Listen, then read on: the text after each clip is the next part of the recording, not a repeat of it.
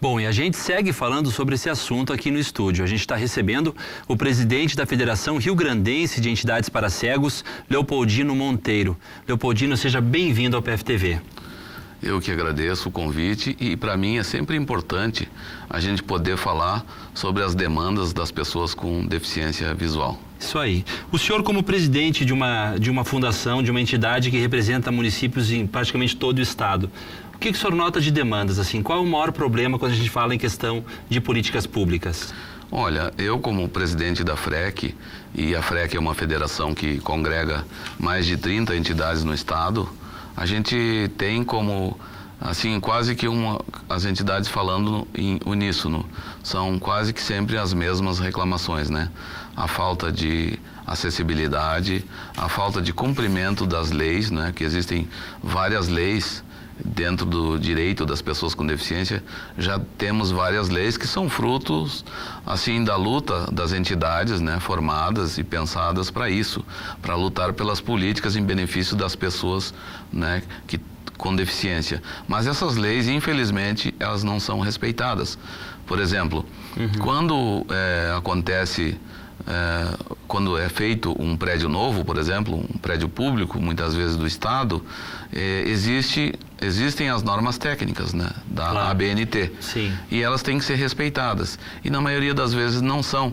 A gente sabe que é muito mais fácil pensar um prédio novo e fazer com toda a acessibilidade, né? E do que depois estar remendando, né? Fica muito mais difícil e demora muito mais. Agora, quando a gente fala em acessibilidade, não é apenas acessibilidade arquitetônica na rua. A gente sabe que ela é difícil, né? Que faz muita falta, mas também existe aquela outra acessibilidade que é muito mais importante, que realmente faz muita falta, que são, por exemplo, as barreiras atitudinais. Essas, né? Barreiras atitudinais. Atitudinais. Aquela que demanda, assim, da falta de conhecimento das pessoas em relação às pessoas com deficiência, né? Da sociedade em relação às pessoas com deficiência. Pois é, Léo, é isso que eu ia te perguntar. Mudando um exemplo bem simples, assim, que tem a ver com a situação das pessoas que têm deficiência visual. O piso tátil, né? Não é simplesmente, então, pegando isso que você está dizendo, colocar o piso tátil na maneira que a pessoa acha que tem que colocar. O ideal é chamar um cego, chamar pessoas ligadas à área, né? E saber bem certo como colocar, porque o piso tátil tem uma série de sinais que para vocês é fundamental. Exatamente. O piso tátil, ele não é apenas uma faixa amarela, né, que está sendo colocada ali, que visualmente é amarelo. Eu sei também que, por exemplo, na rodoviária de Porto Alegre, o piso tátil nem amarelo é. Ele é da mesma cor do chão, o que é uma falha. Sim. Mas o que acontece?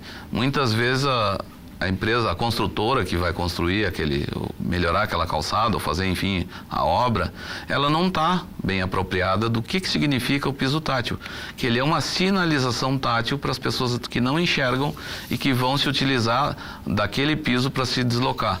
Então tem os sinais contínuos, né, são riscos assim, táteis contínuos, né? E tem os outros que são bolinhas que sinalizam quando vai chegar perto de um obstáculo ou que vai desviar o caminho. E quando é colocado esse piso, muitas vezes a pessoa que colocou, ou a empresa que colocou, ela não sabe sobre isso. Então ela coloca ali aleatoriamente, às vezes ele vai acabando num orelhão, ou vai acabar numa parte que a gente vai bater, né? Numa árvore, aqueles hidrante. Então é feito de forma equivocada. Existem muitas leis, né, que a gente lutou para conseguir que essas leis fossem feitas em benefício das pessoas com deficiência, mas infelizmente elas não são respeitadas ou são desconhecidas. Não adianta ter lei e não ter fiscalização. Não tem fiscalização, é verdade. E o que a sua entidade, né, que o senhor representa, tem feito para tentar mudar essa situação?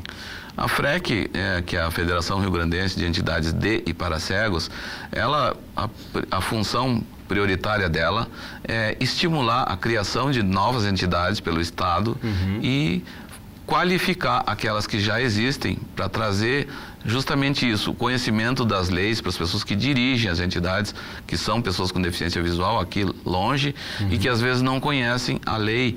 Então, o que a gente diz sempre, olha, nós temos que dar visibilidade para as pessoas com deficiência, para que todo mundo saiba que elas são capazes, que a cegueira não é limitação, por exemplo, para a inteligência.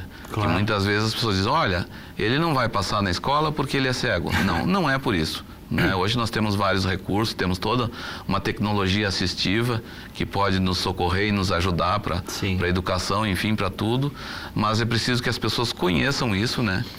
E que elas saibam utilizar isso. E nós estamos procurando preparar as entidades também para usar as ferramentas em busca de recursos, né? A federação promove qualificações, oficinas de qualificações para que os dirigentes de entidades se preparem para usar, por exemplo, assistência social em benefício das suas entidades. Porque o que acontece? O governo, ele está delegando para as entidades coisas que antes o governo do estado fazia. Por exemplo, o governo do estado, ele tinha um centro que educava e que qualificava, vamos dizer assim, que habilitava e reabilitava as pessoas que perdiam a visão e aquelas que não sabiam ser cegos, falando assim a grosso modo. E esse centro foi fechado. Então hoje as entidades estão tendo essa incumbência e estão tendo que, em cada cidade, ter uma entidade para se responsabilizar pela educação e pelo desenvolvimento e pela luta pela autonomia dessas pessoas que perdem a visão. Bom, Léo, é uma luta grandiosa. Uma luta grandiosa, né? E que tem que continuar. Muito obrigado pela sua participação aqui no canal de notícias. Leopoldino Monteiro, que é presidente da Federação Rio Grandense de Entidades para Cegos. Um bom dia para o senhor, tá?